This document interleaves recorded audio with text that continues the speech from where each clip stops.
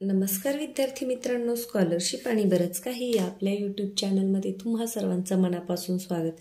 आपण चाचणी परीक्षेसाठी वेगवेगळ्या विषयांची उजळणी करत आहोत. प्रश्नांचे प्रकार कसे असतात हे पाहत आहोत. तर आजच्या व्हिडिओमध्ये आपण इयत्ता 5वी साठी परिसर अभ्यास भाग 1 ची उजळणी करणार आहोत. ही उजळणी करत असताना आपण परिसरचा इतिहासचा अभ्यास कशा पद्धतीने करायचा हे सुद्धा मी तुम्हाला सांगणार आहे. चला तर मग व्हिडिओला सुरुवात करण्यापूर्वी चॅनलवर नवीन असाल तर चॅनलला सबस्क्राईब करून घ्या, कारण आपल्या चॅनलवर तुम्हाला मंथन तसेच स्कॉलरशिपसाठी आणि तुमच्या वर्गामध्ये ज्या परीक्षा होतात, सत्र परीक्षा, चाचणी परीक्षा, याच्यासाठी भरपूर असे उपयोगी व्हिडिओ पाहायला मिळतील. चला तर मग व्हिडिओला सुरुवात करूयात. तर पहा, चाचणी क्रमांक 1 साठी याच्यामध्ये आपल्याला नियम सर्वांसाठी 6व्या पाठापर्यंत उजळणी करायची आहे. तर पहिला पाठ आहे आपली पृथ्वी आपली सूर्यमाला. आता इथे मी डायरेक्ट स्वाध्यायावर न जाता जेव्हा तुम्हाला पाठ शिकवून होतो वर्गामध्ये तेव्हा तुम्ही काय करायचंय, तर पाठ वाचताना महत्त्वाच्या मुद्द्यांखाली अंडरलाईन करायला शिकायचे. तसंच काही जे महत्त्वाचे आहेत मुद्दे त्यांना तुम्ही असा रंग सुद्धा देऊ शकता, हायलायटर करणे म्हणतात त्याला. तर आपण अशाच पद्धतीने पूर्ण या पाठाची उजळणी करणार आहोत. म्हणजे कोणताही जरी प्रश्न आला, मग तो रिकाम्या जागेचा असू द्या, कारणे द्या असू द्या किंवा उपयोजनात्मक असू द्या, तरीही आपल्याला त्याचं उत्तर लिहिता येईल. जसं पहा, मैदानात उभे राहून वर पाहिले असता आपल्याला आकाश दिसते. रात्रीच्या निरभ्र आकाशात अनेक चांदण्या दिसतात. त्या पृथ्वीपासून खूप दूरवर आहेत. काही चांदण्या मोठ्या व ठळक दिसतात, तर काही चांदण्या लहान व अंधुक दिसतात. आपण चांदण्यांकडे जरा निरखून पाहिल्यास बऱ्याचशा चांदण्या लुकलुकताना दिसतात, पण काही चांदण्या लुकलुकत नाहीत. आकाशातील सर्व वस्तूंना खगोलीय वस्तू असे म्हणतात. आता पहा, हा महत्वाचा शब्द आहे म्हणून मी इथे काय केले, रेष मारली, खाली अंडरलाईन केली. आकाशातील सर्व वस्तूंना काय म्हणतात, खगोलीय वस्तू म्हणतात. आता हा प्रश्न तुम्हाला रिकाम्या जागेला सुद्धा येऊ शकतो किंवा एका वाक्यात उत्तरेमध्ये सुद्धा, की खगोलीय वस्तू म्हणजे काय, तर आकाशातील सर्व वस्तूंना खगोलीय वस्तू असे म्हणतात. मग यामध्ये चंद्र, सूर्य, त्यानंतर वेगवेगळ्या प्रकारचे ग्रह, तारे हे येतात. चंद्र, सूर्य हे तुलनेने पृथ्वीच्या जवळ आहेत म्हणून त्यांचा गोल आकार आपण सहजपणे पाहू शकतो. याशिवाय इतर तारे, ग्रह देखील आपण पाहतो, त्या सर्व खगोलीय वस्तू आहेत. म्हणजे बाकीचे जे चांदण्या आहेत, ग्रह आहेत, ते लांब असतात, त्यामुळे आपल्याला ते फक्त एकदम छोटासा स्टार सारखं दिसतं. मात्र सूर्य आणि चंद्र आपल्या पृथ्वीपासून जवळ आहे, त्याच्यामुळे त्यांचा असा मोठा गोल आकार आपल्याला हा आपल्या डोळ्यांनी सहज दिसतो. तर याच्यामध्ये खगोलीय वस्तू एक लक्षात ठेवायचे महत्त्वाचं. पुढे पहा, साधारण एका आठवड्याच्या अंतराने 2 वेळा आकाशाचे निरीक्षण करा. हे निरीक्षण रात्रीच्या वेळी खालील मुद्द्यांच्या आधारे करा. खगोलीय वस्तूंचे रंग. आता याच्यामध्ये तुम्हाला काय दिसणार आहे, तर आपल्याला अंधारात रात्रीचं काय दिसतं, चंद्र दिसतो. मग चंद्राचा रंग कसा आहे, आकाशाचा रंग कसा आहे, त्यांचे आकार. मग चंद्राचा आकार तुम्हाला कमी अधिक होताना दिसेल, त्याच्या प्रकाशाची प्रखरता, लुकलुकणे, त्यांच्या स्थानातील बदल. म्हणजे उगवण्याची जी वेळ आहे ती तुम्हाला वेगवेगळ्या त्यामध्ये बदल होताना दिसेल, कारण चंद्र रोज 23 ते 23.5 मिनिटे उशिरा उगवतो. म्हणजे आज जर 10 वाजता तुम्ही पाहिलं तर तो तुम्हाला एका ठिकाणी दिसला, उद्या 10 वाजता जर रात्री पाहिलं तर तिथे तो तुम्हाला दिसणार नाही. त्यांच्या स्थानातील बदल. दोन्ही निरीक्षणांच्या वेळी चंद्राचा प्रकाशित भागाचे चित्र काढा आणि चंद्राचा प्रकाशित भाग रोज कसा बदलतो हे लक्षात घ्या. आपल्याला माहिती आहे, चंद्र हळूहळू मोठा मोठा होत जातो त्याचा प्रकाशित भाग, आणि नंतर कमी कमी होत जातो आणि मग अमावस्या येते असं. तर याचं निरीक्षण तुम्हाला करायला सांगितलेलं आहे. यानंतर तारे. आता तारे कशाला म्हणायचं, ज्या चांदण्या लुकलुकतात त्यांना तारे म्हणतात. म्हणजे महत्वाचं आहे, त्याला काय करू शकता तुम्ही, या पद्धतीने एखादा फिकट कलरचा स्केच पेन घेऊ शकता किंवा हायलायटर मिळतो बाजारामध्ये, तोही घेतला तरी चालेल. आणि महत्वाचे जे मुद्दे आहेत त्यांना असं हायलाईट करून ठेवायचं आहे. ही सवय जेव्हा तुम्हाला लागते तेव्हा काय होतं, जेव्हाही परीक्षा येते आणि तुम्ही रिव्हिजन करता, तर जे महत्वाचे मुद्दे आहेत तुम्हाला पूर्ण धडा वाचत न बसता महत्वाचं आपण ज्याला अंडरलाईन केले, ज्याला हायलाईट केले तेही तुम्ही वाचलं तरी तुमचा खूप चांगला असा सराव होतो. पुढे पहा, त्यांचा प्रकाश कमी जास्त होताना दिसतो. तारे स्वयंप्रकाशित असतात. रिकाम्या जागेसाठी हा शब्द येतो. तारे कसे असतात, स्वयंप्रकाशित असतात. सूर्य हा एक तारा आहे. आपल्याला माहिती आहे आपला सूर्य काय आहे, एक तारा आहे. याच्या खाली सुद्धा अंडरलाईन करा. इतर ताऱ्यांच्या मानाने तो आपल्यापासून जवळ आहे म्हणून तो मोठा व तेजस्वी दिसतो. त्याच्या प्रखर प्रकाशामुळे आपल्याला दिवसा चांदण्या दिसत नाहीत. तर पहा, आपल्याला दिवसाच्या वेळी चांदण्या दिसतात का? नाही, कारण सूर्याचा प्रकाश खूप असतो आणि रात्रीच्या वेळी सूर्याचा प्रकाश नसतो म्हणून मग आपल्याला चांदण्या दिसतात. आणि सगळ्या ग्रहांना कोणापासून प्रकाश मिळतो, तर सूर्यापासून प्रकाश मिळतो. पुढे पहा, ग्रह कशाला म्हणतात? ज्या चांदण्या लुकलुकत नाहीत त्यांना ग्रह म्हणतात. आता हे महत्वाचं आहे, तर याला मी या पद्धतीने हायलाइट करेन की ग्रह कशाला म्हणतात? ज्या चांदण्या लुकलुकत नाहीत त्यांना ग्रह म्हणतात. ग्रहांना स्वतःचा प्रकाश नसतो, ताऱ्यांना मात्र स्वतःचा प्रकाश असतो. त्यांना ताऱ्यांकडून प्रकाश मिळतो. ग्रह स्वतःभोवती फिरता फिरता ताऱ्याभोवती फिरतात. कशाभोवती फिरतात? ताऱ्याभोवती फिरतात. आपला पृथ्वी सुद्धा काय आहे? आपली पृथ्वी ग्रह आहे आणि ती ताऱ्याभोवती म्हणजे सूर्याभोवती फिरतीये. आता सूर्यमालेची माहिती दिली आहे.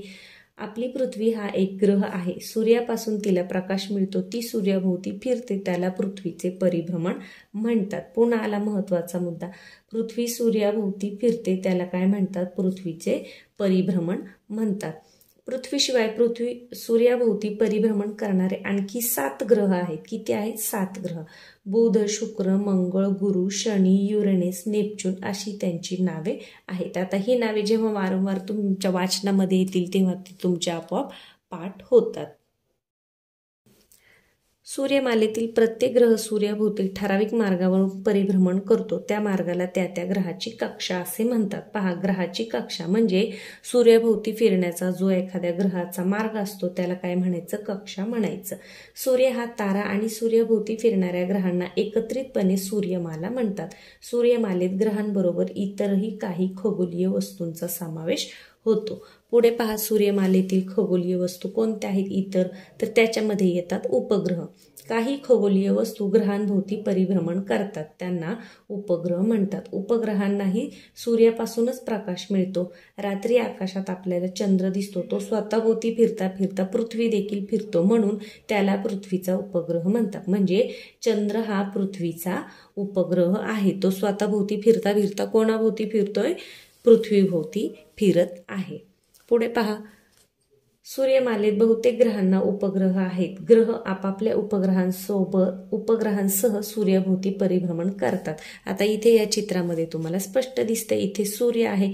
त्यानंतर पहा, सूर्यापासून सगळ्यात पहिल्यांदा आहे बुध, मग शुक्र, मग 3 नंबरला आहे आपली पृथ्वी, त्याच्यानंतर आहे मंगळ, मग गुरु, शनी, युरेनस, नेपच्यून. या सगळ्यांना उपग्रह आहेत आणि ते काय होतात? ते यांच्या भोवती फिरता फिरता सूर्याभोवती सुद्धा फिरतात.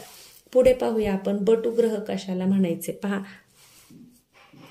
सूर्याभोवती प्रदक्षिणा घालणाऱ्या काही लहान आकाराच्या खगोलीय वस्तू आहेत, त्यांना बटुग्रह म्हणतात. यामध्ये प्रामुख्याने प्लुटो सारख्या खगोलीय वस्तूंचा समावेश आहे. म्हणजे प्लुटो काय आहे?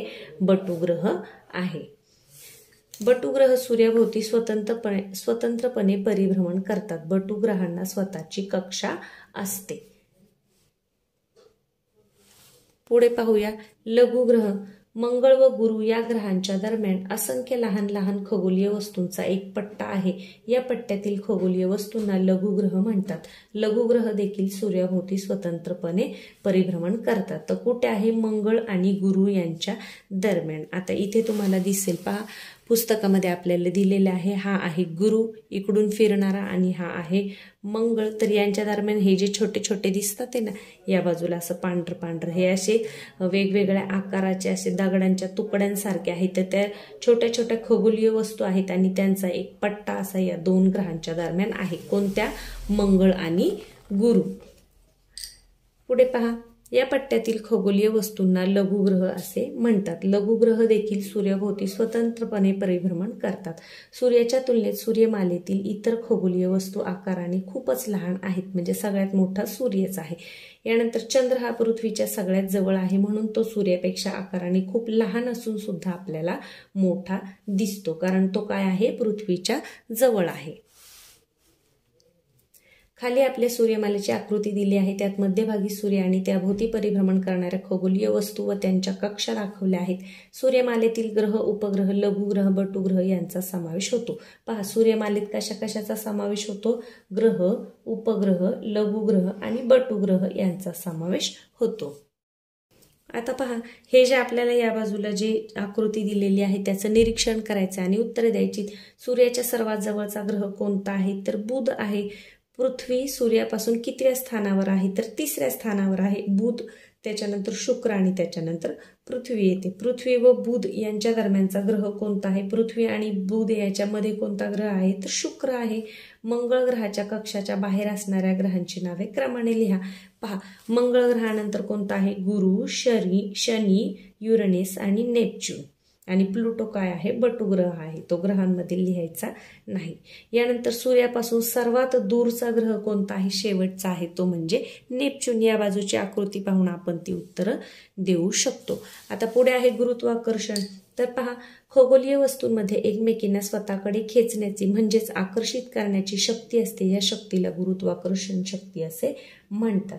हे जे महत्वाचं आहे म्हणून याला आपण काय केलं? वाचतानाच थोडंसं हायलाइट केले की खगोलीय वस्तूंमध्ये एकमेकांना स्वतःकडे खेचण्याची म्हणजेच आकर्षित करण्याची शक्ती असते. या शक्तीला गुरुत्वाकर्षण शक्ती म्हणतात. पहा, जेव्हा आपण असं या पद्धतीने वाचण्याची, महत्त्वाच्या मुद्द्यांना हायलाइट करण्याची, अंडरलाईन करण्याची सवय लावतो तेव्हा आपला अभ्यास खूप छान होतो आणि मग परीक्षेच्या वेळेला सुद्धा आपल्याला बरोबर आठवतं की याचं उत्तर आपण या पानावर वाचलेलं होतं. महत्त्वाचे मुद्दे आपल्या सहज लक्षात राहतात. पुढे पाहूया. सूर्याची ग्रहांवर कार्य करणारी गुरुत्वाकर्षण शक्ती तसेच ग्रहांची सूर्यापासून दूर जाण्याची प्रवृत्ती यांच्या एकत्रित परिणामामुळे ग्रह सूर्याभोवती ठराविक अंतरावरून ठराविक कक्षेत परिभ्रमण करत असतात. याच पद्धतीने उपग्रह ग्रहांभोवती परिभ्रमण करतात. म्हणजे हे जे सगळे ग्रह आहेत त्यांना एकमेकांकडे, त्या वस्तूंना एकमेकांना स्वतःकडे खेचण्याची, एक आकर्षण करण्याची शक्ती आहे. याला काय म्हणतात? गुरुत्वाकर्षण शक्ती. त्यामुळे काय होतं? हे जे सगळे आहेत ते आपापल्या कक्षेमध्ये बरोबर सूर्याभोवती प्रदक्षिणा घालत असतात. पुढे पहा, पुढील गोष्टी कोणत्या दिशेने पडताना दिसतात? झाडावरून गळालेली पाने, फुले, फळे कुठे पडतात? खाली पडतात. आपल्याला माहिती आहे गुरुत्वाकर्षणामुळे. डोंगरावरून सुट्टे झालेले खडक उताराच्या दिशेने येतात. आकाशातून येणारा पाऊस कुठे पडतो? जमिनीवर पडतो. पृथ्वीच्या गुरुत्वाकर्षणामुळे पृथ्वीवरील सर्व वस्तू पृथ्वीवरच राहतात. एखादी वस्तू जोरात वर फेकली की ती शेवटी कुठे येते? जमिनीवर येऊन पडते. तुम्ही रबरी चेंडू पाहिला असेल. तुम्ही कितीही उंच आकाशामध्ये फेका, तो पुन्हा कुठे येतो? जमिनीवर येतो. सगळ्याच वस्तू वरती फेकलेल्या कुठे येतात? जमिनीवर येतात. ते कशामुळे? पृथ्वीच्या गुरुत्वाकर्षणमुळे. आता पहा, नवीन शब्द दिलाय अवकाश. अवकाश म्हणजे काय? ग्रह, तारे यांच्या दरम्यान असणारी रिकामी जागा म्हणजे अवकाश. यालाच अंतराळ असेही म्हणतात. म्हणजे ग्रहांच्या, ताऱ्यांच्या दरम्यान जी रिकामी जागा आहे, पोकळ जागा आहे, याला काय म्हणतात? अवकाश असे म्हणतात. ग्रह, तारे यांच्या दरम्यान असणारी रिकामी जागा म्हणजेच अवकाश. पृथ्वीपासून दूर आकाशात दिसणाऱ्या खगोलीय वस्तूंविषयी मानवाला नेहमीच कुतूहल राहिले आहे. त्यासंबंधी संशोधन करण्यासाठी तिथपर्यंत जायला हवे असे त्याला वाटे. परंतु पृथ्वीवरून एखादी वस्तू अवकाशात पाठवण्यासाठी तिला पृथ्वीच्या गुरुत्वाकर्षणाच्या विरुद्ध दिशेने शक्ती द्यावी लागते. त्यासाठी वापरण्यात येणाऱ्या तंत्रास अवकाश प्रक्षेपण तंत्र असे म्हणतात. पहा, इथे तुम्हाला मोठा म्हणजे थोडक्यात उत्तरेमध्ये हा प्रश्न येऊ शकतो. काय की एखादी वस्तू अवकाशामध्ये पाठवण्यासाठी गुरुत्वाकर्षणाच्या विरुद्ध दिशेने शक्ती द्यावी लागते किंवा शक्ती लावावी लागते. त्यासाठी जे तंत्र वापरण्यात येतं त्याला काय म्हणायचं? अवकाश प्रक्षेपण तंत्र असे म्हणतात.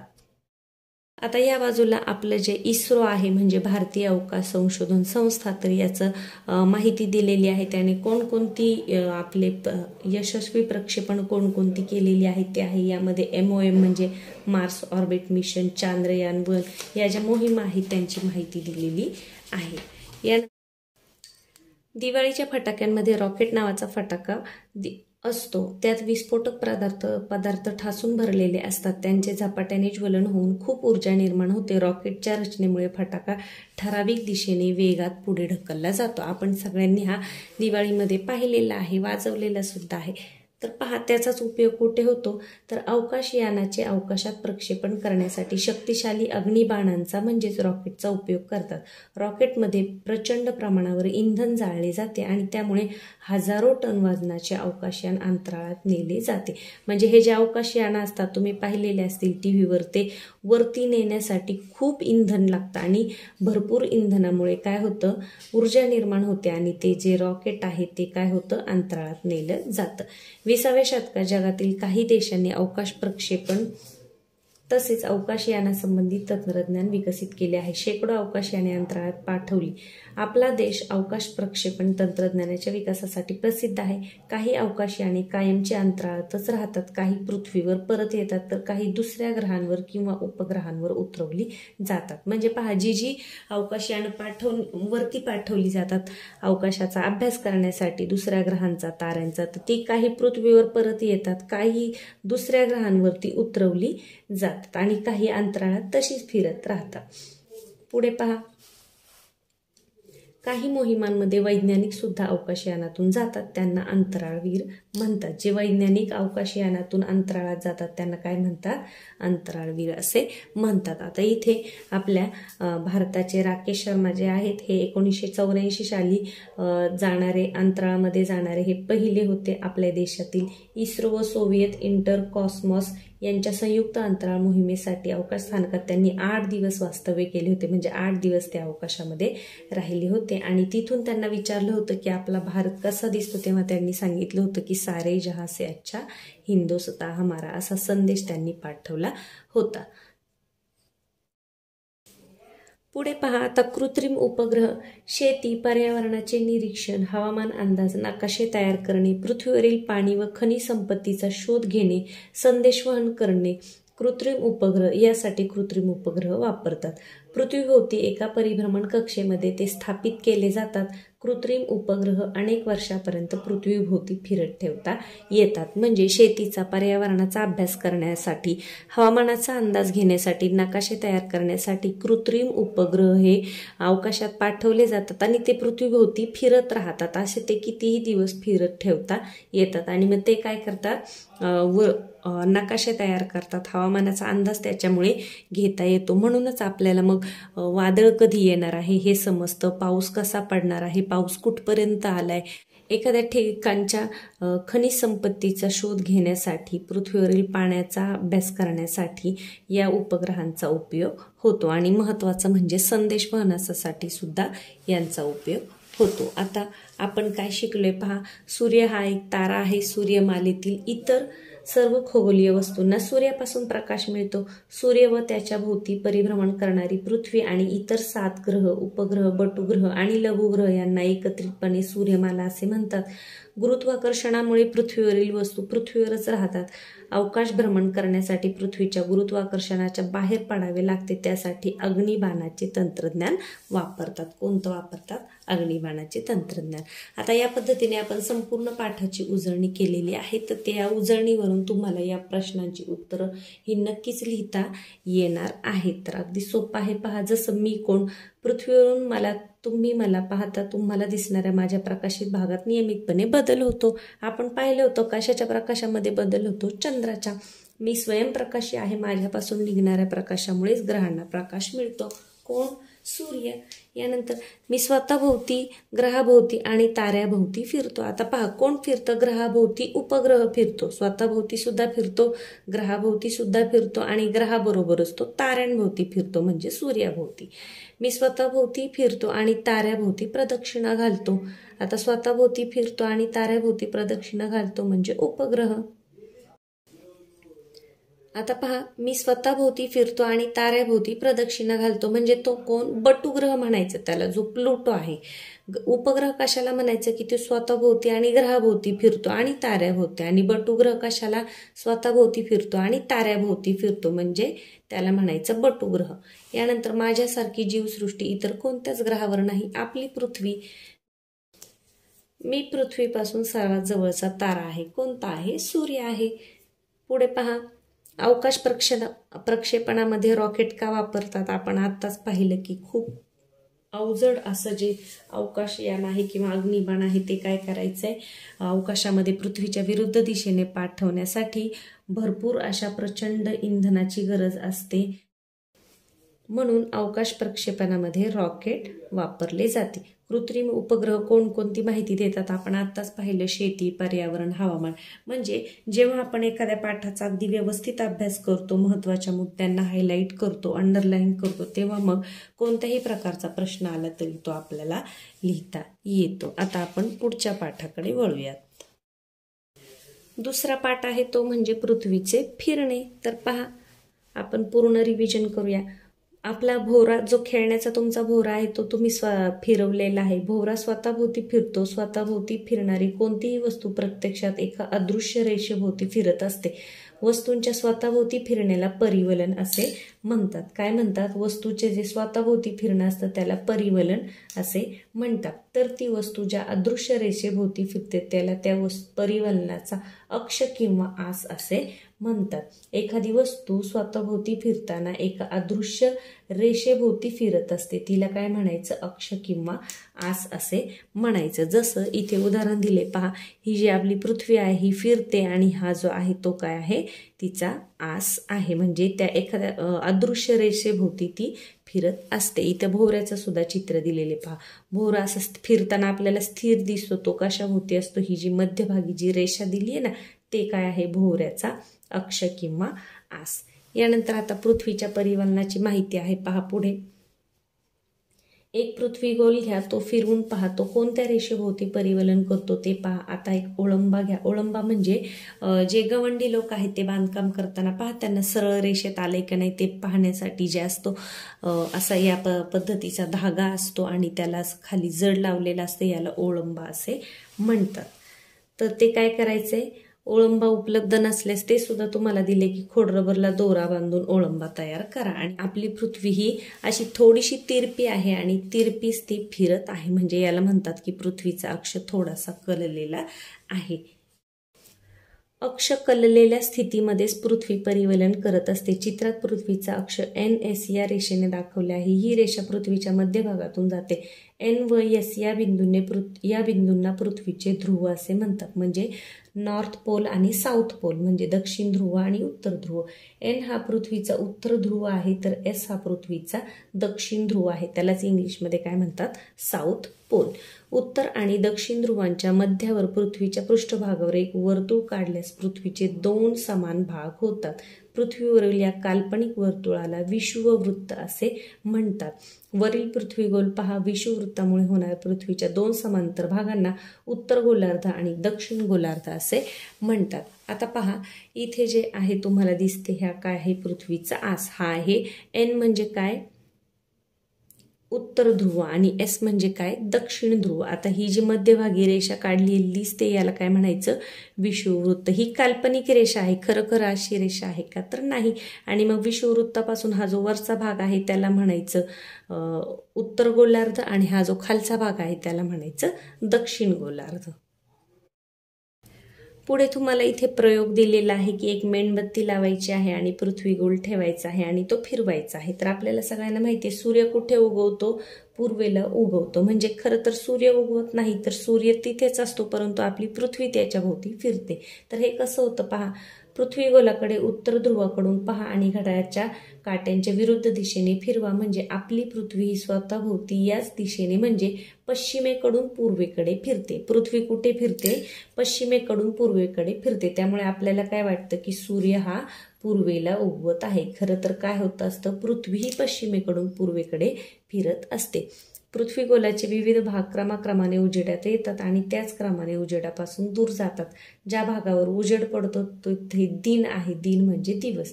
आणि जिथे उजेड पडत नाही तिथे काय असते? रात्र असते. तर आपल्याला महत्वाचं काय लक्षात ठेवायचे? पृथ्वी कुठे फिरते? पश्चिमेकडून पूर्वेकडे फिरते. त्यामुळेच आपल्याला सूर्य हा पूर्वेला उगवलेला दिसतो. आता इथे जे दिलेले प्रयोग आहेत ते मी वाचत नाही, तर जे महत्वाचं आहे ते सांगते. पहा, पृथ्वीच्या एका परिवलनाच्या कालावधीला आपण 1 दिवस म्हणतो. एका दिवसाचे 1 दिन आणि 1 रात्र असा भाग असतो. कालमापनासाठी एका दिवसाच्या कालावधीचे आपण 24 समान भाग केले आहेत. किती? 24 समान भाग करून प्रत्येक भागाला आपण 1 तास असे म्हणतो. म्हणजे एका दिवसामध्ये किती तास असतात? 24 तास असतात.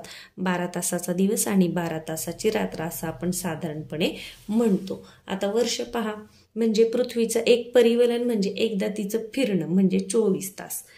आता पुढे प्रयोग दिलेला आहे पुन्हा त्याचं. पृथ्वी ही स्वतःभोवती फिरत फिरत सूर्याभोवती परिभ्रमण करते. म्हणजे स्वतःभोवती फिरता फिरता सूर्याभोवती फिरते, तर त्याला काय म्हणायचं? परिभ्रमण असे म्हणतात. पृथ्वीच्या सूर्याभोवती एका परिभ्रमणाला जो कालावधी लागतो त्याला 1 वर्ष असे म्हणतात. एका वर्षात सुमारे किती दिवस असतात? 365 दिवस आणि 6 तास असतात. म्हणजे पृथ्वीचं परिवलन म्हणजे स्वतःभोवती फिरणे, परिभ्रमण म्हणजे सूर्याभोवती फिरणे. स्वतःभोवती फिरायला किती वेळ लागतो? 24 तास लागतात. आणि सूर्याभोवती फिरायला किती दिवस लागतात? 365 दिवस आणि 6 तास लागतात. तर यालाच आपण काय म्हणतो? 1 वर्ष असे म्हणतो. पहा, हे जे वरचे 6 तास एक्स्ट्रा आहेत ना, आता तुम्ही जर स्कॉलरशिपला असाल तर तुम्हाला लीप वर्षाचा अभ्यास आहे. हे जे 6 तास आहेत ना, तर 4 वर्ष झाले की हे 6 चोक 24, मग 1 दिवस आपल्याला एक्स्ट्रा लीप वर्षामध्ये येतो. तो कशामुळे? हे जे 6 तास जादाचे लागतात ना, त्याच्यामुळे 4 वर्षानंतर 1 लीप वर्ष येत असतं आणि त्यामध्ये 1 दिवस हा जास्त असतो. म्हणजे तेव्हा 366 दिवस असतात. तर इथे तुम्हाला लीप वर्षाची माहिती दिलेली आहे की ग्रेगरियन पद्धतीच्या कॅलेंडरमध्ये जे म्हणजे आपण आत्ता वापरतो त्याच्यामध्ये 365 दिवस असतात. परंतु काय होतं, प्रत्येक वर्षामध्ये 6 तास हे कमी धरले जातात आणि ज्या 4 वर्षामध्ये जे 6 तास असतात म्हणजे 6 चोक 24, तर त्याचा 1 दिवस पूर्ण कधी धरला जातो? तर 4 वर्षांनी धरला जातो. आणि तो कधी? फेब्रुवारी महिन्यामध्ये 1 अधिकचा दिवस तेव्हा जोडला जातो. पहा, लीप वर्षामध्ये फेब्रुवारी महिन्यामध्ये किती दिवस असतात? 29 दिवस असतात. आणि मग तेव्हा त्या वर्षामध्ये 365 ऐवजी 366 दिवस असतात. आता इथे तुम्हाला खूप छान अशी माहिती दिलेली आहे की पृथ्वीवर जो दिवस आणि रात्रीचा कालावधी असतो तो अगदी 12-12 तासांचा असतो का? तर नाही. आपल्याला माहिती आहे, आपण इयत्ता 4थी मध्ये शिकलेलो आहे की पृथ्वीच्या परिभ्रमणामुळे थोडासा किंवा पृथ्वीचा आस कललेला असल्यामुळे त्याच्यामध्ये थोडाफार बदल होतो. म्हणजे 22 मार्च ते 23 सप्टेंबर, किती? 22 मार्च ते 23 सप्टेंबर या काळामध्ये आता जे महत्वाचं आहे त्याला आपण हायलाइट करूया. या काळामध्ये उत्तर गोलार्धामध्ये दिनमान जास्त असते, म्हणजे दिवस मोठा असतो. दिन मोठा असतो, दिन म्हणजे दिवस, त्यामुळे तेथे उष्णता जास्त असते. म्हणून या काळामध्ये उत्तर गोलार्धात उन्हाळा असतो. याच वेळेस दक्षिण गोलार्धात मात्र रात्रमान जास्त असते, म्हणजे रात्र मोठी असते आणि दिवस छोटा असतो. त्यामुळे तिथे काय असतं? उष्णता कमी असते आणि तिथे काय असतो? हिवाळा असतो. आता याच्या उलट 23 सप्टेंबर ते 22 मार्च या काळामध्ये दक्षिण गोलार्धात दिवस मोठा असतो, त्यामुळे तिथे उन्हाळा असतो. आणि दक्षिण गोलार्धात उन्हाळा असतो, त्यामुळे उत्तर गोलार्धात मध्ये काय असतं? तर हिवाळा असतो. तर वरील तारखांमध्ये लीप वर्षामुळे फरक थोडासा पडू शकतो, हे मात्र आपल्याला लक्षात ठेवायचं आहे. आता आपल्याला माहिती आहे, आपण सहसा काय म्हणतो की ऋतू हे 3 असतात: उन्हाळा, पावसाळा व हिवाळा. हे मुख्य ऋतू आहे. तसेच वर्षभरामध्ये आपल्याकडे 6 ऋतू असतात, जसे वसंत, ग्रीष्म, वर्षा, शरद, हेमंत आणि शिशिर असेही आपण ऋतू मानतो. असे 6 ऋतूंचे सुद्धा चक्र असते. आपल्या देशामध्ये ऋतुमानाशी निगडीत सण व उत्सव साजरे केले जातात. तसेच विविध गाणी म्हटली जातात आणि खेळही खेळले जातात. आता चंद्राच्या कला, पुढे चंद्राचा अभ्यास आहे आपल्याला की चंद्राचा जो प्रकाशित भाग आहे तो कमी जास्त होत राहतो, त्याला काय म्हणतात? चंद्राच्या कला. तर पहा, पौर्णिमा आणि अमावस्येची माहिती इथे दिलेली आहे की चंद्र पृथ्वीभोवती परिभ्रमण करतो आणि पृथ्वी सूर्याभोवती परिभ्रमण करते, परंतु या 2 भ्रमण कक्षा एकमेकींना छेदतात. म्हणून सूर्य, चंद्र आणि पृथ्वी हे एका सरळ रेषेत नेहमी असतातच असे नाही. आपल्याला चंद्राच्या पृष्ठभागाचा पृथ्वीकडील अर्धा भाग दिसतो, म्हणजे पृथ्वीवरून आपल्याला चंद्राची नेहमी एकच बाजू दिसते. हे फार महत्वाचं आहे. पृथ्वीवरून आपल्याला चंद्राची ही एकच बाजू दिसत असते. चंद्र हा स्वयंप्रकाशित नाही. सूर्याचा प्रकाश चंद्रावर पडल्यामुळे आपल्याला पृथ्वीवरून चंद्र दिसतो. पौर्णिमेच्या रात्री आपल्याला चंद्राचा पृथ्वीकडील पूर्ण भाग दिसतो. अमावस्येच्या रात्री चंद्राचा कुठलाच भाग दिसत नाही. पौर्णिमेपासून अमावस्येपर्यंत चंद्राचा पृथ्वीवरून दिसणारा प्रकाशित भाग कमी कमी होत जातो. अमावस्येपासून मग तो पुन्हा वाढत वाढत जातो. यालाच आपण काय म्हणतो, चंद्राच्या कला असे म्हणतात किंवा चंद्राच्या कला असे आपण म्हणतो. पहा इथे दिलेला आहे, पौर्णिमेपासून अमावस्येपर्यंत म्हणजे पौर्णिमेनंतर जो प्रकाशित भाग आहे तो कमी कमी होत जातो आणि अमावस्येपासून तो पुन्हा वाढत जातो. याला काय म्हणतात, चंद्राच्या कला असे म्हणतात. आता त्याच्यावरूनच चांद्रमास आणि स्थिती ठरवल्या जातात.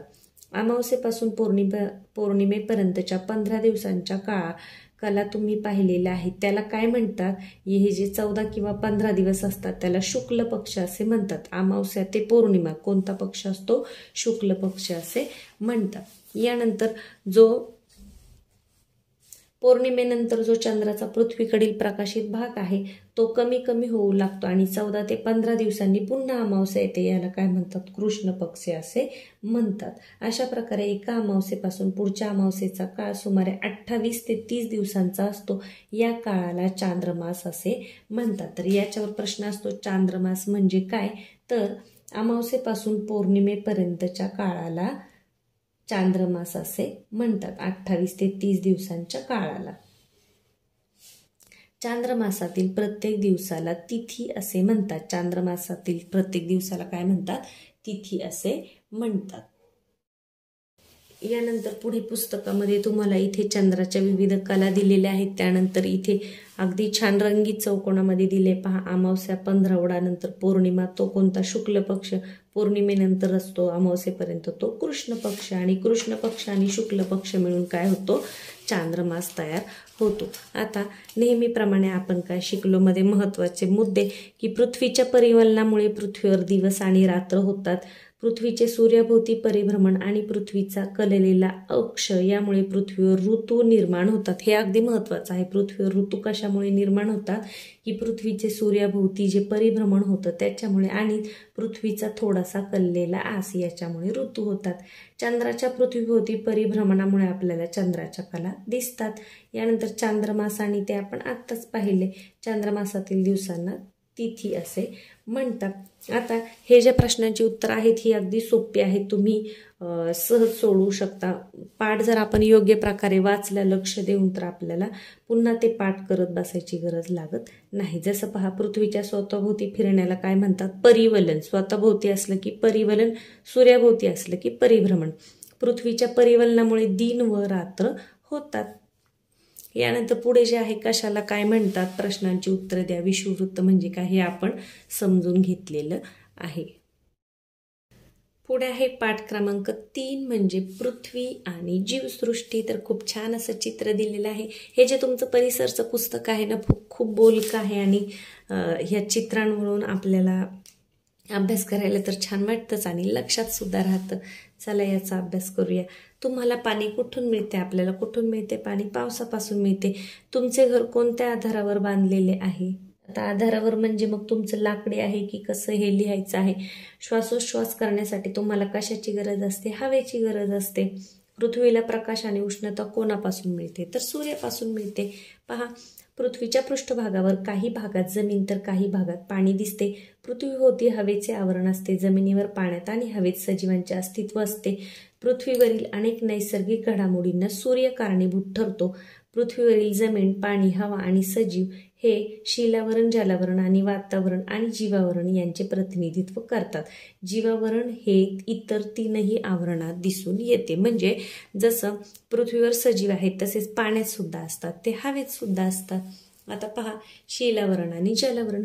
पृथ्वीचे बाहेरील कवच कठीण आहे. ते माती आणि खडकांचे बनलेले आहे. आपण डोंगराळ भागातून प्रवास करताना जमिनीचे किंवा खडकांचे थर आपल्याला दिसतात. कुठे जमिनीचा मोठा गवताळ विस्तार दिसतो तर कुठे ओसाड जमिनीवर वाळूच वाळू असते. कुठे जमीन पिकांना तर कुठे झाडांनी झाकलेली असते. काही ठिकाणी झाडांच्या मुळांनी भरलेल्या मातीचे खोलवर थर दिसतात, तर काही ठिकाणी झाडांच्या मुळांनी दुभंगलेले खडक दिसतात. काही ठिकाणी पर्वतांचे उतार असतात. तर कोठे खडकांचे उंच उंच सुळके दिसतात. पृथ्वीवरील हा जमिनीचा थर शिलावरणाचा भाग आहे. पृथ्वीचा बराचसा भाग पाण्याने झाकलेला आहे. या पाण्याखालीही शिलावरण असते. पृथ्वीचे बाहेरील कवच व त्या खालील थराचा काही भाग मिळून शिलावरण बनते. आता शिलावरण म्हणजे काय असा प्रश्न आला तर तुम्हाला हे लिहायचंय की पृथ्वीचे बाहेरील कवच व त्या खालील थराचा काही भाग मिळून शिलावरण तयार होते किंवा त्याला शिलावरण म्हणतात. पृथ्वीच्या पृष्ठभागाचा 1/3 म्हणजे 1/3 म्हणजे 3 पैकी 1 भाग जमिनीचा आहे. जमिनीच्या सलग व मोठ्या भागाला खंड असे म्हणतात. हे महत्वाचं आहे. खंड कशाला म्हणतात? जमिनीच्या सलग व मोठ्या भागाला खंड असे म्हणतात. पृथ्वीवरील सर्व जमीन सलग नाही, ती 7 खंडांमध्ये विभागली असून ते आशिया, युरोप, आफ्रिका, उत्तर अमेरिका, दक्षिण अमेरिका, अंटार्क्टिका आणि ऑस्ट्रेलिया नावांनी ओळखले जातात. पहा इथे खंडांची नावं आहेत, त्यांना अंडरलाईन करा. हे जे 7 खंड आहेत त्यांची नावं तुम्हाला पाठ करायची आहेत. आशिया हा सर्वात मोठा खंड आहे. सर्वात मोठा खंड कोणता आहे? आशिया हा आहे. आणि सर्वात लहान कोणता आहे? ऑस्ट्रेलिया आहे. जमीन सगळीकडे सपाट किंवा सारख्याच उंचीची नसते. तिच्या उंच सखलपणामुळे जमिनीला विशिष्ट आकार प्राप्त होतात, त्यांना भूरूपे म्हणतात. याच्यावर सुद्धा प्रश्न असतो, भूरूपे म्हणजे काय? तर जमिनीच्या उंच सखलपणामुळे जमिनीला विशिष्ट आकार प्राप्त होतो, त्यांना काय म्हणतात? भूरूपे असे म्हणतात. मग ही भूरूपे कोणती आहेत? तर मैदान आहे, टेकडी, डोंगर इत्यादी भूरूपे तुम्हाला इथे वरती चित्रामध्ये दिलेली आहेत. पुढे पृथ्वीच्या पृष्ठभागाचा 2/3 म्हणजे 2/3 भाग हा पाण्याने व्यापलेला आहे. यापैकी बहुतांश पाणी महासागरांमध्ये समावलेले आहे. महासागरांमधील पाणी खारे असते. खारे म्हणजे खारट. अटलांटिक, पॅसिफिक, आर्टिक, हिंदी व दक्षिण हे 5 महासागर आहेत. खंड किती आहेत? 7 आहेत. आणि महासागर किती आहेत? 5 आहेत. अटलांटिक, पॅसिफिक, आर्टिक, हिंदी व दक्षिण. सर्वात मोठा कोणता आहे? पॅसिफिक आहे. यानंतर महासागर व जमीन यांच्या सीमा भागाला सागर तट किंवा किनारपट्टी असे म्हणतात. किनारपट्टीवर वेगवेगळ्या आकाराची जलरूपे तयार होतात. म्हणजे पाणी आणि जमीन जिथे एकत्र असतात त्या किनारपट्टीला वेगवेगळी भूरूपे आपल्याला, जलरूपे आपल्याला दिसतात. जसं समुद्र, उपसागर, सामुद्रधुनी, आखात, खाडी इत्यादी जलरूपे ही महासागराचेच भाग आहेत. आता जमिनीवरून वाहणारे पाणी पहा. पृथ्वीवर जमिनीवरून वाहणारे लहान मोठे पाण्याचे प्रवाह असतात. यांचे पाणी खारे नसते. ते फक्त समुद्राचे पाणी खारे असते. ते गोडे असते. गोडे म्हणजे गोड लागतं का? नाही, त्याला गोडे पाणी म्हणतात. म्हणजे जे पिण्यासाठी योग्य असतं. त्यांना ओहोळ, ओढा, नदी अशी नावे आहेत. या जलरूपांपैकी ओहोळ सर्वात लहान तर नदी सर्वात मोठे असते. सर्वात मोठं काय असतं? नदी. आणि सर्वात छोटं काय असतो? ओहोळ असतो. ओहोळ, ओढे एकत्र जाऊन पुढे उपनद्या, नद्या बनतात. एखाद्या जागी नदीचे पाणी नैसर्गिकरित्या उंचीवरून खाली पडते, तिथे धबधबा तयार होतो. आपल्याला प्रश्न येऊ शकतो की धबधबा कसा तयार होतो? तर एखाद्या जागी नदीचे पाणी नैसर्गिकरित्या उंचावरून खाली पडते, त्याला धबधबा असे म्हणतात. आणि सगळ्या नद्या शेवटी कुठे मिळतात? जाऊन समुद्राला मिळतात. आता सरोवर म्हणजे काय? तर जमिनीच्या एखाद्या सखल भागात नैसर्गिकरित्या पाणी साठून तयार झालेल्या मोठ्या जलाशयाला सरोवर असे म्हणतात. आणि लहान जलाशयाला काय म्हणतो आपण? तळे म्हणतो. पुढे हिमस्वरूपातील पाणी. हिम म्हणजे काय? बर्फ. थंड प्रदेशात ढगातील पाण्याचे कण गोठून त्यांचे हिमकण तयार होतात. हिमकण म्हणजे छोटे छोटे बर्फाचे कण. अशा प्रदेशांमध्ये हिमवर्षाव होतो. हिमवर्षाव म्हणजे जसं पाऊस पडतो ना, तसे तिथे छोटे छोटे बर्फाचे कण पडत असतात. एकावर एक हिमाचे थर जमिनीवर साचले की त्याचा बर्फ बनतो. असे बर्फाचे थरावर थर साचत गेले की त्यांचा आकार प्रचंड मोठा होतो. आणि मग काय होतं? जमिनीचा जिथे उतार असतो त्या उतारावरून ते थर अतिशय हळूहळू मंद गतीने ते खाली सरकतात. त्याला काय म्हणतात? हिमनदी असे म्हणतात. समुद्रावर तरंगणारे बर्फाचे खूप जे मोठे तुकडे असतात त्यांना काय म्हणतात? हिमनग असे म्हणतात. तुम्हाला माहित असेल टायटॅनिक पिक्चर जर तुम्ही पाहिलं असेल किंवा ऐकलं असेल तर खूप मोठा असा बर्फाचा जो हिमनग असतो त्याला ते जहाज धडकतं आणि बुडतं. भूजल. भूजल म्हणजे काय? भू म्हणजे जमीन आणि जल म्हणजे पाणी. जमिनीवरील या जलसाठ्यांव्यतिरिक्त जमिनी खाली खडकांच्या थरांमध्ये खूप पाणी साठलेले आहे, त्याला काय म्हणतात? भूजल असे म्हणतात. हे भूजल आपल्याला कुठे मिळतं तर विहीर आहे, कूपनलिका आहे, यांमधून आपण ते उपसून वापरतो. अनेक सरोवरांना, विहिरींना जमिनीखाली झऱ्यांमुळे पाणी मिळते. तुम्ही पाहिलं असेल ग्रामीण भागामध्ये जर विहीर असतील तुमच्या पाहण्यामध्ये तर त्या विहिरींना अनेक ठिकाणाहून झरे येऊन मिळत असतात आणि त्या झऱ्यातल्या पाण्याने ती विहीर भरत असते. पृथ्वीचा पृष्ठभाग व्यापणारे आणि हिम, भूजल आणि वातावरणातील बाष्प या पाण्याच्या एकत्रितपणे साठ्याला पृथ्वीचे जलावरण असे म्हणतात. म्हणजे पृथ्वीवरचे पाणी, हवेतील पाणी आणि पृथ्वीच्या आतमध्ये असलेले पाणी या सगळ्यांना मिळून काय म्हणायचं, जलावरण असे म्हणतात. हे विहिरीचं चित्र आहे, हे तलावाचं आहे आणि इकडे खाली काय आहे तर पहा, हापशीचं चित्र आहे, म्हणजे कूपनलिका म्हणतात याला. पुढे पहा आता वातावरण. पृथ्वीभोवती असणाऱ्या हवेच्या आवरणाला वातावरण असे म्हणतात. महत्वाचं आहे, एका वाक्यात उत्तरे किंवा रिकाम्या जागेसाठी येतं. वातावरण म्हणजे काय, पृथ्वीभोवती असणाऱ्या हवेच्या आवरणाला वातावरण म्हणतात. पृथ्वीच्या पृष्ठभागापासून आपण जसजसे उंच जातो तसतसे वातावरणातील हवा विरळ होत जाते. दाटच्या विरुद्ध विरळ. दाट म्हणजे खाली असते हवा, ती खूप दाट असते आणि वरती ती पातळ होत जाते, विरळ होत जाते. हवेचे मुख्यत्वे नायट्रोजन, ऑक्सिजन, बाष्प, कार्बन डायऑक्साईड हे घटक आहेत. म्हणजे हवेमध्ये जे वेगवेगळे वायू असतात ते काय असतात, हवेचे घटक असतात. याच्यामध्ये मुख्य कोणते आहेत, नायट्रोजन, ऑक्सिजन, बाष्प म्हणजे पाण्याची वाफ आणि कार्बन डायऑक्साईड. याशिवाय अनेक इतरही वायू आहेत, परंतु त्यांचे प्रमाण हे कमी प्रमाणामध्ये ते आहेत. हे आपण याच्या अगोदर शिकलेलो आहे. आता पुढे पाहूया. पृथ्वीच्या पृष्ठभागापासून वातावरणाचे तपांबर, स्थितांबर, मध्यांबर, आयनांबर व बाह्यांबर असे विविध थर होतात. कोणते, तपांबर, स्थितांबर, मध्यांबर, आयनांबर आणि बाह्यांबर. पृथ्वीच्या पृष्ठभागापासून सरासरी 13 किलोमीटर पर्यंतच्या थराला तपांबर म्हणतात. तपांबर किती किलोमीटर पर्यंत, 13. तपांबरातील हवेत अनेक बदल होत असतात. या बदलात पृथ्वीवरील सजीवांच्या जीवनावर या बदलाचे महत्वाचे परिणाम होतात. आपण सगळे कुठे राहतो, तपांबर या थरामध्येच आपण येतो.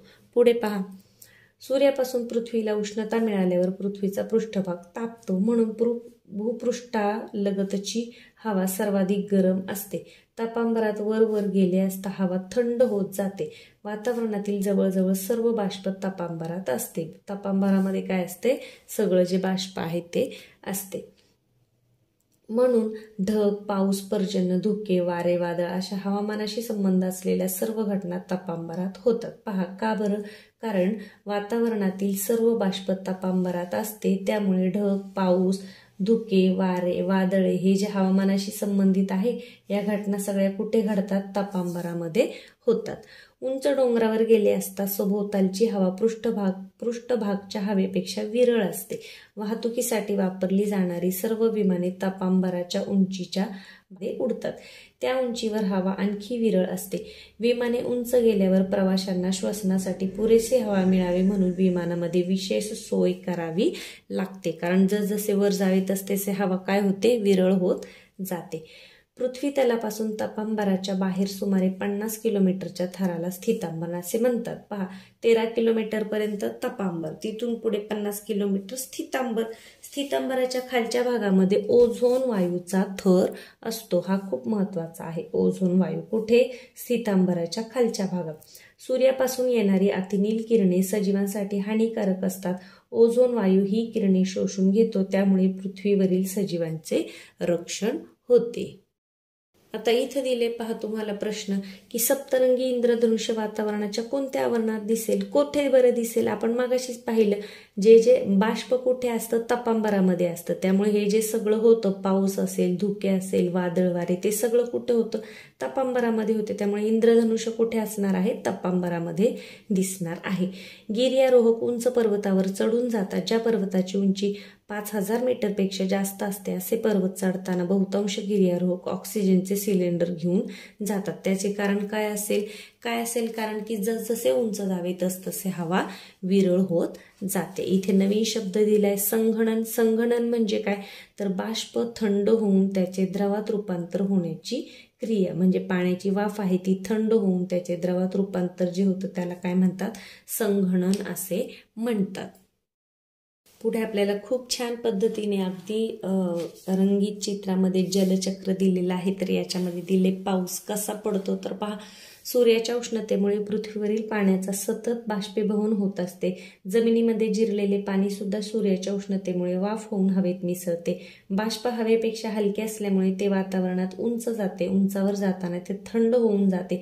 त्याचे संगणन होते. संगणन होते म्हणजे काय? बाष्प थंड होऊन त्याचे द्रवात रूपांतर होते म्हणजे पाण्याच्या कणांमध्ये. आणि पाण्याचे सूक्ष्म कण बनतात. हे कण एवढे लहान व हलके असतात की आकाशात ढगांच्या रूपामध्ये ते तरंगत राहतात. म्हणजे आपल्याला जे ढग दिसतात ना ते काय असतात? पाण्याचे छोटे छोटे कण असतात. सूक्ष्म कण एकत्र येऊन त्याचे पाण्याच्या मोठ्या थेंबांमध्ये रूपांतर होते. मोठे थेंब जड होतात आणि ते तरंगू शकत नाहीत. असे थेंब पावसाच्या स्वरूपात जमिनीवर पृथ्वीवर पडतात.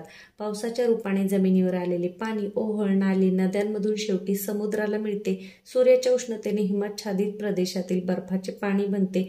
हे पाणी सुद्धा नद्यांना येऊन मिळते. म्हणजे पहा, पाऊस कसा पडतो? जी पाण्याची वाफ होते ती सुरुवातीला ढग बनून, कारण ते हलके कण असतात म्हणून ढग बनतात. आणि जेव्हा मग ते थेंब एकत्र येऊन ते छोटे छोटे थेंब एकत्र येतात आणि त्यांचे मोठ्या थेंबामध्ये रूपांतर होतं आणि मग ते थेंब जड होतात आणि पाऊस पडतो. तसंच जो बर्फ आहे हिमाच्छादित प्रदेशामध्ये, तो बर्फ सुद्धा सूर्याच्या उष्णतेमुळे वितळतो आणि ते पाणी सुद्धा शेवटी कुठे येऊन मिळतं? नद्यांना येऊन मिळतं. बाष्पीभवनामुळे जमिनीवरील पाणी वर जाते व संगणनामुळे पावसाच्या रूपात ते पुन्हा जमिनीवर येते आणि शेवटी कुठे मिळते? समुद्राला मिळते. पाण्याचे बाष्पीभवन व संगणन आणि पर्जन्य या क्रिया अखंडपणे एखाद्या चक्राप्रमाणे घडत जातात. यालाच जलचक्र असे म्हणतात. पहा, जलचक्र म्हणजे काय? तर पाण्याचे बाष्पीभवन, संगणन आणि पर्जन्य, पर्जन्य म्हणजे पाऊस, या क्रिया अखंडपणे घडत असतात एखाद्या चक्राप्रमाणे. याला काय म्हणायचं? जलचक्र असे म्हणतात. आता पहा, शिलावरण, जलावरण व वातावरण यामध्ये वनस्पती आणि प्राणी आढळतात. त्यांना शक्य तेवढी त्यांची यादी करायची आणि माहिती सांगायची. पृथ्वीवर असंख्य प्रकारचे सजीव आढळतात. पृथ्वीच्या वेगवेगळ्या भागात वेगवेगळे प्रदेश आहेत. काही भागात जमिनीवर वर्षभर बर्फाचा थर असतो तर काही भागात वर्षभर उष्ण हवामान असतं. जसं वाळवंट असेल पहा, कुठे उंच पर्वत, कुठे मैदाने असतात, कुठे खूप पाऊस पडतो तर कुठे कोरडे वाळवंट असते. गोड्या पाण्याच्या नद्या असतात, तसेच खाऱ्या पाण्याचा समुद्र सुद्धा असतो. महासागर म्हणतात त्याला. किनाऱ्याजवळ समुद्र उथळ असतो तर महासागर किनाऱ्यापासून दूर अनेक किलोमीटर खोल असू शकतो. पृथ्वीवरील अशा वेगवेगळ्या प्रदेशामध्ये राहणाऱ्या सजीवांमध्ये खूप वैविध्य दिसून येते. वैविध्य म्हणजे विविधता. उदाहरणार्थ, ध्रुवीय बर्फाळ प्रदेशात राहणारे ध्रुवीय अस्वल. तुम्हाला माहित असेल असं बर्फाळ प्रदेशामध्ये या पद्धतीने पांढरा अस्वल राहत असतं. यूट्यूबवर तुम्हाला हे अगदी मोबाईलवर सहजपणे छान बघता येईल. यानंतर आफ्रिकेच्या गवताळ प्रदेशात झेब्रा किंवा ऑस्ट्रेलियाच्या खंडात प्रदेशात कांगारू. कांगारू तुम्हाला माहिती आहे ऑस्ट्रेलियाचा हा राष्ट्रीय प्राणी आहे. कुठल्याही प्रदेशात ते इतर ठिकाणी ते आढळत नाहीत. हत्ती आणि सिंह हे उष्ण प्रदेशात आढळतात. अशा वेगवेगळ्या प्रदेशात वनस्पतींमध्ये सुद्धा विविधता असते. सजीवातील ही विविधताच त्या प्रदेशांचे वैशिष्ट्य आहे. पृथ्वीवर सगळीकडे म्हणजे जमिनीवर, पाण्यात व हवेत विविध प्रकारच्या वनस्पती, प्राणी आणि सूक्ष्मजीव असतात. शिलावरण, जलावरण व वातावरण यात सजीवांचे अस्तित्व असते. या आवरणातील सजीव व त्यांनी व्यापलेल्या भागास एकत्रितपणे काय म्हणतात? जीवावरण असे म्हणतात. वेगवेगळ्या वनस्पती दिलेल्या आहेत. इथे प्राण्यांची चित्र आहेत. म्हणजे जिथे ज्या पद्धतीचं हवामान असतं तिथं त्या पद्धतीचे प्राणी आढळतात. जसं ऑस्ट्रेलियाचं जे कांगारू आहे ते आपल्याला आपल्या भारतामध्ये दिसतं का? नाही, कारण त्याला जे वातावरण लागतं ते तिथं आहे म्हणून. तर या पद्धतीने आपण पाठ अगदी छान समजून घेतलेला आहे. आपण काय शिकलो हे सुद्धा महत्त्वाचं जे आहे ते आपण पाहिले की शिलावरण म्हणजे काय, पाणी किती आहे, भूजल म्हणजे काय. यानंतर पहा, इथे जे प्रश्न दिलेले आहेत ते सुद्धा तुम्हाला सहजपणे सोडवता येणार आहेत की ढग कशाचे बनलेले असतात? तर बाष्पाचे किंवा छोट्या छोट्या पाण्याच्या कणांचे बनलेले असतात. अगदी सोपं आहे. बाष्पीभवन, संगणन, जलचक्र, यानंतर हवामानाशी संबंध असलेल्या घडामोडी, पाणी उपलब्ध असणारे ठिकाणे, हे सगळे उत्तरे तुम्हाला या पाठावरून अगदी सहज लिहिता येतील. तर तुम्ही सुद्धा या पद्धतीने पाठाचं वाचन करताना महत्त्वाचे मुद्दे असे हायलाईट करत जा, अंडरलाईन करा, पाठ समजून घ्या. एकदा तुम्ही इतक्या छान पद्धतीने समजून घेतलं तर तुमची चाचणी परीक्षा असो किंवा तुमची सत्र परीक्षा असो, तुमच्या हे जे वाचलेलं आहे हे तुम्हाला खूप छान प्रकारे समजतं आणि कसाही प्रश्न आला तरी तो तुम्हाला लिहिता येतो. आजच्या व्हिडिओमध्ये आपण या 3 पाठांची उजळणी केलेली आहे. पुढच्या दुसऱ्या भागामध्ये आपण पुढच्या 3 पाठांची उजळणी करूया. सगळे पाठ एकत्र घेतले तर व्हिडिओ खूप मोठा होईल आणि तुम्हाला कंटाळा सुद्धा येईल. चला तर मग तुम्ही सुद्धा या पद्धतीने उजळणी करायला सुरुवात करा. व्हिडिओ आवडला असेल तर व्हिडिओला लाईक करायला विसरू नका. चॅनलवर नवीन असाल तर सबस्क्राईब करा. धन्यवाद.